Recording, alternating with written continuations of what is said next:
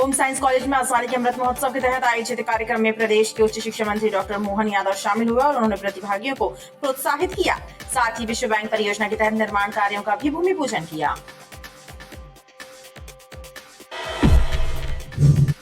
छठवीं बटालियन मैदान में पुलिस स्मृति दिवस मनाया गया है। इस मौके पर पुलिस विभाग के आला अफसरों ने ड्यूटी के दौरान शहीद हुए पुलिसकर्मियों की शहादत को नमन किया एवं शहीदों के परिजनों को सम्मानित किया।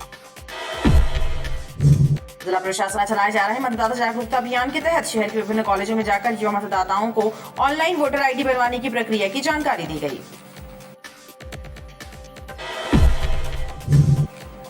स्वामी विवेकानंद करियर मार्गदर्शन योजना के तहत अल्प अवधि रोजगार प्रशिक्षण हासिल करने वाले छात्र छात्राओं ने सर्किट हाउस में प्रदेश के उच्च शिक्षा मंत्री मोहन यादव से मुलाकात की।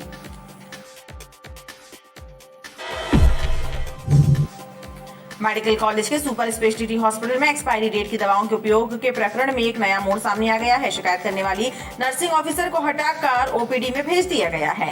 क्षेत्रीय विधायक तरुण भानोट ने सीएम एवं मुख्य सचिव को पत्र लिखकर मामले पर चिंता जताई है। शासकीय महाविद्यालयों में कार्यरत दैनिक वेतनभोगी कर्मचारियों ने प्रदेश के उच्च शिक्षा मंत्री मोहन यादव से मुलाकात की और नियमितीकरण सहित अन्य मांगों को पूरा करने की मांग की। नगर निगम के अन्य क्रांति विभाग से एक ट्रक स्क्रैप चोरी होने का मामला सुलझ नहीं पाया। नगर निगम प्रशासन ने घटना की एफआईआर ओमती थाने में दर्ज कराई है। साथ ही विभागीय जांच के लिए टीम गठित की है जो 3 दिनों में अपनी रिपोर्ट पेश करेगी।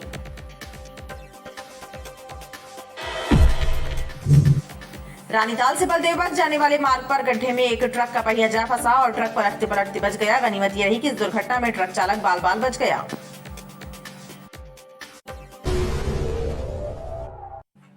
नमस्कार, स्वागत है आपका बीटीवी न्यूज में। आपके साथ मैं हूं सना और आइए खबरों की शुरुआत से पहले एक नजर डाल लेते हैं हेडलाइन।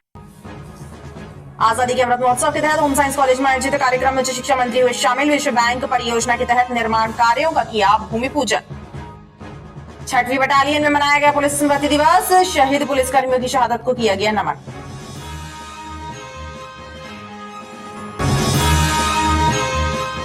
होम साइंस कॉलेज में आजादी के अमृत महोत्सव के तहत आयोजित कार्यक्रम में प्रदेश के उच्च शिक्षा मंत्री डॉक्टर मोहन यादव शामिल हुए और उन्होंने प्रतिभागियों को प्रोत्साहित किया। साथ ही विश्व बैंक परियोजना के तहत निर्माण कार्यों का भी भूमि पूजन किया।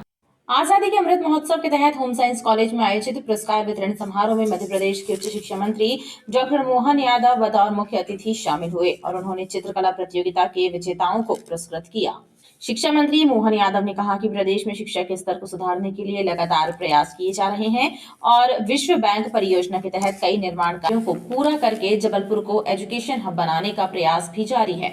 आजादी के 75वें अमृत महोत्सव के अंतर्गत माननीय प्रधानमंत्री की इच्छा है तो उसी कड़ी में मध्य प्रदेश में अभी हमने यहाँ जबलपुर संभाग के 8 जिलों में चित्रकला और अन्य अन्य प्रतियोगिताओं का आज संभाग स्तरीय कार्यक्रम रखा है जिसका आज पुरस्कार वितरण का कार्यक्रम है। रानी दुर्गावती विश्वविद्यालय में लगभग 150 एकड़ जमीन का एक अतिरिक्त भूखंड दिलाने का प्रयास कर रहे हैं ताकि विश्वविद्यालय जैसे एग्रीकल्चर बीएससी जब लास्ट ईयर चालू किया था और अन्य अन्य कोर्स प्रारंभ करें जिसके माध्यम से भविष्य में जो हमारा अपना जबलपुर का रिकॉर्ड है ये बहुत अच्छे एक शिक्षा का केंद्र के नाते से जाना जाता था, संस्कारधानी के नाते से जाना जाता है। उसी प्रकार से इसको और महत्ता भी प्रदान कर रहे हैं और खासकर उच्च शिक्षा के क्षेत्र में शैक्षणिक हब बने इस दिशा में प्रयास कर रहे हैं। कार्यक्रम के दौरान उन्होंने प्रतिभागियों को प्रोत्साहित करते हुए उनके उज्जवल भविष्य की कामना की। छठवीं बटालियन मैदान में पुलिस स्मृति दिवस मनाया गया। इस मौके पर पुलिस विभाग के आला अफसरों ने ड्यूटी के दौरान शहीद हुए पुलिसकर्मियों की शहादत को नमन किया एवं शहीदों के परिजनों को सम्मानित किया।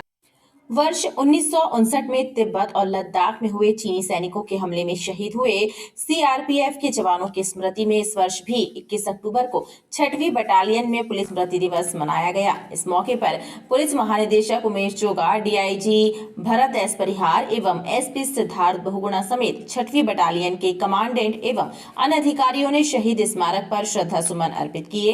इस दौरान परेड का भी आयोजन हुआ।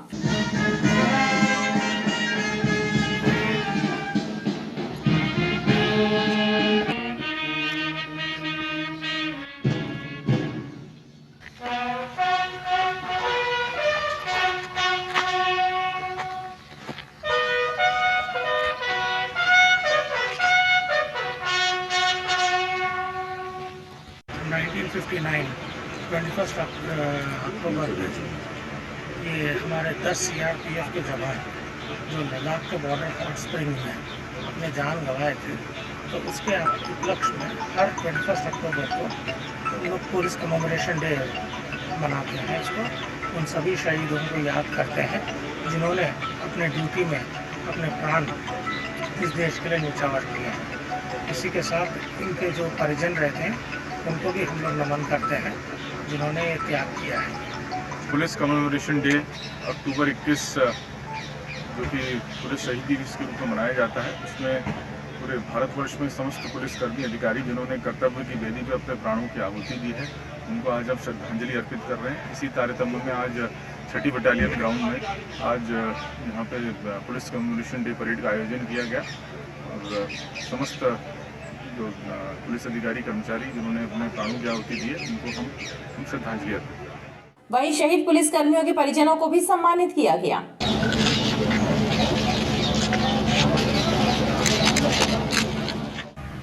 अच्छा शहीद दिवस में अच्छा सम्मान किया मेरा।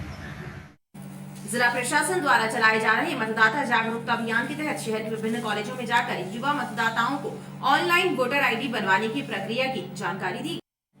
18 वर्ष पूरे कर चुके युवाओं को वोटर आईडी कार्ड बनवाने एवं मतदाता सूची में नाम जुड़वाने की ऑनलाइन प्रक्रिया के बारे में जानकारी प्रदान करने के लिए मतदाता जागरूकता अभियान चलाया जा रहा है। इसके तहत शहर के निजी और शासकीय कॉलेजों में जाकर BLO एवं उनकी टीम के द्वारा युवा मतदाताओं को जानकारी दी जा रही है। हर इस कॉलेजों में शासकीय हो अशासकीय हो सभी जगह ये कार्यक्रम मतदाता जागरूकता अभियान के तहत चलाया जा रहा है, जिसमें नए वोटरों को जो 18 से अधिक वर्ष के हो गए हैं और जिनका अभी तक वोटर आईडी नहीं बना है, उनके बनाने के लिए प्ले स्टोर में जाकर ऑनलाइन प्ले स्टोर में जाकर और उसको वोटर हेल्पलाइन डाउनलोड करके उनको सिखाकर ये कार्यक्रम चलाया जा रहा है, ताकि जो भी छात्र या छात्राएं जो रह गए हैं, जो 18 के होकर उनका नाम अभी तक जुड़ा नहीं है, वो अपना नाम खुद ऑनलाइन द्वारा जोड़ सकते हैं। BLO ने बताया कि छात्रों को परिचय पत्र से संबंधित ऑनलाइन प्रक्रिया की जानकारी विस्तार से दी गई। स्वामी विवेकानंद करियर मार्गदर्शन योजना के तहत अल्प अवधि रोजगार प्रशिक्षण हासिल करने वाले छात्र छात्राओं ने सर्किट हाउस में प्रदेश के उच्च शिक्षा मंत्री मोहन यादव से मुलाकात की और इस दौरान उच्च शिक्षा मंत्री ने छात्रों को प्रमाण पत्र भी प्रदान किए। स्वामी विवेकानंद कैरियर मार्गदर्शन योजना के संयोजक डॉक्टर अरुण शुक्ला के साथ सर्किट हाउस पहुंचे छात्र छात्राओं ने उच्च शिक्षा मंत्री मोहन यादव से मुलाकात की और शिक्षा मंत्री ने उनसे अल्प अवधि रोजगार प्रशिक्षण के बारे में जानकारी हासिल की और छात्र छात्राओं को प्रमाण पत्र भी प्रदान किए। आज हमने शिक्षा मंत्री जी से मुलाकात की, उसमें अल्प अवधि रोजगार प्रशिक्षण में हमने जो कुछ भी सीखा उन्होंने वो बताया। हमने 4 मॉड्यूल पूरे किए, जिसमें कि कम्युनिकेशन स्किल, एंटरप्रेन्योर स्किल और लर्निंग स्किल्स के बारे में हमने बहुत कुछ सीखा। उसमें मंत्री जी का एक संदेश था जो कि हमने बहुत ध्यान से सुना और उससे हमें बहुत कुछ सीखने को मिला। उनके द्वारा जो NEGD का ऐप हम लोग को प्रोवाइड किया गया था, उनने जो स्टार्टिंग में बोला था कि हमको स्वरोजगार योजना के बारे में हमको पता चलेगा, हमने उसके 4 मॉड्यूल्स को कंप्लीट किया है और हम सब ने सबसे जल्दी इस पूरे संभाग में कंप्लीट किया है, इसलिए हमको उनसे मिलने का बहुत ही अच्छा मौका प्रदान किया गया है और उसके लिए मैं बहुत बड़ा आभारी हूँ। संयोजक अरुण शुक्ल ने बताया कि उच्च शिक्षा मंत्री ने छात्र छात्राओं को मार्गदर्शन भी दिया और उनके उज्जवल भविष्य की कामना की। स्वामी विवेकानंद करियर मार्गदर्शन योजना के अंतर्गत बच्चे शिक्षा प्राप्त करते करते स्वरोजगार की दिशा में, स्वावलंबन की दिशा में और रोजगार की दिशा में अपने ठोस कदम उठाए। तो मुझे इस बात की प्रसन्नता है कि प्रदेश में हमारे अपने संभाग के बच्चे फर्स्ट आए और जिनने अलग अलग प्रकार का जो मॉड्यूल हमने तैयार किया था उसमें परफेक्ट रूप से अपना प्रदर्शन भी किया है और कॉन्फिडेंस भी हासिल किया है। मैं इस अवसर पर हमारे अपने जबलपुर संभाग के सभी लोगों को बधाई देना चाहूँगा। आज स्वामी विवेकानंद कैरियर मार्गदर्शन योजना के अंतर्गत हमारे विद्यार्थियों ने जो LMS ट्रेनिंग के लिए शासन के द्वारा निर्धारित मॉड्यूल थे, उनको जबलपुर संभाग के हमारे कुछ मेंटर्स ने 100% का परिणाम दिया है। इसीलिए आज मंत्री जी से हमारे छात्रों ने और मेंटरों ने उसमें प्रशंसा पत्र भी प्राप्त किया और उन्होंने इस बात की तारीफ भी की कि बच्चों ने इससे प्रेरणा ग्रहण की है कि वो रोजगार और स्वरोजगार की दृष्टि से कैसे आगे बढ़ सकते हैं। उनके कैरियर में एक बदलाव आएगा, उनको रोजगार मिलेगा, उनका कैरियर निस्संदेह जगमगाता रहेगा इस दीपावली पर्व पर। इसलिए हम सब इसके लिए मध्य प्रदेश शासन के आभारी हैं कि उन्होंने हमें ये ट्रेनिंग जो मॉड्यूल हैं वो दिए और हमारे बच्चों को दिशा दर्शन दिया। धन्यवाद। मेडिकल कॉलेज के सुपर स्पेशलिटी हॉस्पिटल में एक्सपायरी डेट की दवाओं के उपयोग के प्रकरण में नया मोड़ सामने आ गया है। शिकायत करने वाली नर्सिंग ऑफिसर को हटाकर ओपीडी भेज दिया गया है। क्षेत्रीय विधायक तरुण भानोट ने सीएम एवं मुख्य सचिव को पत्र लिखकर मामले पर चिंता जताई है। नेताजी सुभाष चंद्र बोस मेडिकल कॉलेज के सुपर स्पेशलिटी हॉस्पिटल में एक्सपायर डेट की दवाएं उपयोग होने की खबर न्यूज चैनल पर प्रसारित होने के बाद हड़कंप मचा हुआ है। लेकिन हैरत की बात यह है कि हॉस्पिटल प्रशासन ने शिकायत करने वाली नर्सिंग ऑफिसर दीपमाला मालवीय को ही कदाचारण का नोटिस थमा दिया और स्टोर से अलग कर ओपीडी में तैनात कर दिया, यानी शिकायत करने वाले को ही दंडित कर दिया। इस मामले में क्षेत्रीय विधायक तरुण भानोट ने सीएम एवं मुख्य सचिव को पत्र लिखकर दोषियों पर कार्यवाही की मांग की। इससे गंभीर और क्या हो सकता है कि सुपर स्पेशलिटी अस्पताल में मरीज अपना इलाज कराने जाएं, अपनी जान बचाने के लिए जाएं और वहां पर जानते बूझते हुए उन्हें जानकारी में होने के बाद भी एक्सपायरी डेट की वो दवाएं दे दी जाए जिससे उनकी जान जा सकती है। और मैं तो ये आरोप नहीं लगा रहा हूँ, मुझे ऐसी आशंका है जब ये मामला खुला तो क्या इस प्रकार की कोई घटनाएं वहाँ हुई भी हैं, इसकी जांच किया जाना चाहिए। सरकार को पत्र लिखा, माननीय राज्यपाल महोदय जी को, मुख्यमंत्री जी को, चीफ सेक्रेटरी महोदय को, प्रिंसिपल सेक्रेटरी हेल्थ को, डीजीपी पुलिस को कि कार्रवाई कीजिए। और मैं इंतज़ार कर रहा हूँ कि प्रशासन कार्रवाई करे। अगर कार्रवाई नहीं होती है तो हम यहाँ पे लोकल स्तर पे आंदोलन भी करेंगे, क्योंकि ये बहुत गंभीर मामला है, लोगों की जान के साथ खिलवाड़ का मामला है। और आगामी विधानसभा के सत्र में इस मामले को पूरी ताकत के साथ विधानसभा में उठाएंगे कि क्या ये सिर्फ जबलपुर में हो रहा है कि पूरे मध्य प्रदेश के यही हाल है। विधायक ने चेतावनी दी है कि यदि मामले में उच्च स्तरीय जांच कर दोषियों पर कार्यवाही नहीं की गई तो तीव्र आंदोलन किया जाएगा। शासकीय महाविद्यालयों में कार्यरत दैनिक वेतनभोगी कर्मचारियों ने प्रदेश के उच्च शिक्षा मंत्री मोहन यादव से मुलाकात की और नियमितीकरण सहित अन्य मांगों को पूरा करने की मांग की। दैनिक वेतनभोगी कर्मचारी संगठन ने सर्किट हाउस में प्रदेश के उच्च शिक्षा मंत्री मोहन यादव को कर्मचारियों की विभिन्न मांगों से संबंधित एक ज्ञापन सौंपा है और उनकी मांगें पूरी करने पर जोर दिया है।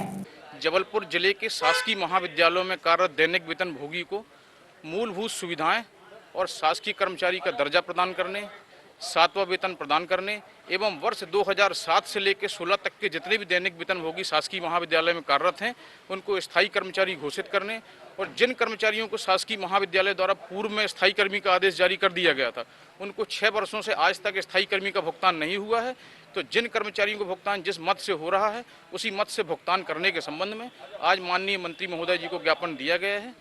कर्मचारी संगठन के मांग पत्र पर विचार कर उनकी मांगों को पूरा करने का आश्वासन शिक्षा मंत्री ने दिया है।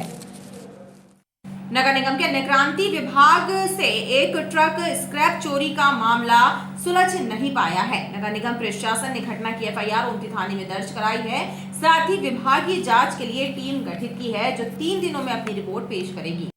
नगर निगम के अन्नक्रांति विभाग से एक ट्रक भरकर लोहा चोरी कर ले जाने वाले तत्व अभी तक पुलिस की गिरफ्त से बाहर है। नगर निगम प्रशासन ने घटना की एफआईआर ओमती थाने में दर्ज कराई है। साथ ही विभागीय जांच के लिए 3 सदस्यीय टीम गठित की है।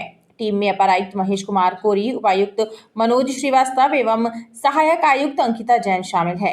यह टीम मामले की जांच कर 3 दिन में रिपोर्ट पेश करेगी। माननीय प्रभारी आयुक्त महोदय के द्वारा एक टीम गठित की है जिसमें जो भी जिनके द्वारा ये कृत्य किया गया है वो संपूर्ण जांच करके आज प्रतिवेदन प्रस्तुत करना है। टीम का गठन किया गया है और संबंधित के विरुद्ध एफआईआर भी दर्ज की गई है। इसमें टीम में कौन कौन? इसमें मैं हूं और मनोज श्रीवास्तव उपायुक्त, इसके अलावा सहायक आयुक्त श्रीमती अंकिता जैन इसमें शामिल है। दोषी पाया जाता तो क्या कार्रवाई होगी सर इसमें अगर देखा जाएगा तो? अभी तो पहले जांच करते हैं इसमें कौन दोषी पाया जाता है, उसके बाद जो भी नियमानुसार कार्रवाई होगी की जाएगी उसमें। बहरहाल चर्चा है कि जांच में कई चेहरे बेनकाब होंगे क्योंकि अधिकारियों की मिली भगत के बिना इतनी बड़ी चोरी संभव नहीं है। रानीताल से बलदेवबाग जाने वाले मार्ग पर गड्ढे में एक ट्रक का पहिया जा फंसा और ट्रक पलटते पलटते बच गया। गनीमत ये रही कि इस दुर्घटना में ट्रक चालक बाल बाल बच गया। रानीताल क्षेत्र में चल रहे निर्माण कार्य के दौरान खोदे गए गड्ढों को ठीक से नहीं भरे जाने की वजह से आए दिन हादसे हो रहे हैं। बीती रात भी बलदेव बाग से आ रहा एक ट्रक गड्ढे में फंस गया। गनीमत ये रही कि इस हादसे में ट्रक पलटने से बच गया और ट्रक चालक को भी कोई चोट नहीं आई। क्षेत्रीय लोगों का कहना है कि यदि दिन के वक्त हादसा होता तो अन्य वाहन चालक भी दुर्घटनाग्रस्त हो सकते थे। तो मेरी गाड़ी बलदेव बाग से लोड करके निकली है और ये रोड का जो काम चल रहा है ना, ताज़ा गड्ढा खोदा था और रात को गड्ढा खोदने का तो उसमें ऐसी मट्टी पूर दी और ना ही किसी प्रकार के इनने इसमें बैरिकेड्स लगाए ना कुछ कराया। ड्राइवर गाड़ी लेके निकल रहा था, उसको समझ में नहीं आया। ताज़ा गड्ढा तो जैसी गाड़ी गई पूरी की पूरी बैठ गई, वो तो पलटते बच गई, किसी प्रकार की जनहानि नहीं हो पाई। और ये रोड वालों का जो ये पुल का काम चल रहा है, कंपनी मतलब इस टाइप का काम करती है। किसी भी टाइम अभी रात को गाड़ी निकल के गई तो सब ठीक रहता है, किसी भी टाइम गड्ढा खोद देते हैं, किसी भी टाइम पूर देते हैं और उसके बाद आगे पर किसी प्रकार बैरिकेड्स नहीं करते ना कुछ करते हैं। जिस प्रकार आए दिन ये मेरी इस महीने चौथी गाड़ी फंसी है। यहाँ क्या है, जगह जगह गड्ढे हैं और क्या नालियाँ जो बनाई जा रही हैं वहाँ पे क्या है जो पोला छोड़ दे रहे हैं, तो क्या है गाड़ियाँ फंस जा रही हैं और बहुत ट्रैफिक व्यवस्था बहुत बिगड़ी हुई है। बहुत गाड़ियाँ फंस जाती है, अपन लोगों को निकलने में बहुत समस्याएं होती हैं। हाँ, अरे बहुत बड़ा हादसा हो सकता है, किसी जनहानि हो सकती है। वो तो कोई रहा नहीं बाजू में, नहीं तो क्या है उसकी जान भी जा सकती थी। ट्रक में परचून भरकर ले जाया जा रहा था, वहीं बाद में क्रेन की मदद से ट्रक को गड्ढे से बाहर निकाला गया। और खबरों का सिलसिला लगातार जारी रहेगा, आप देखते रहिए PTV।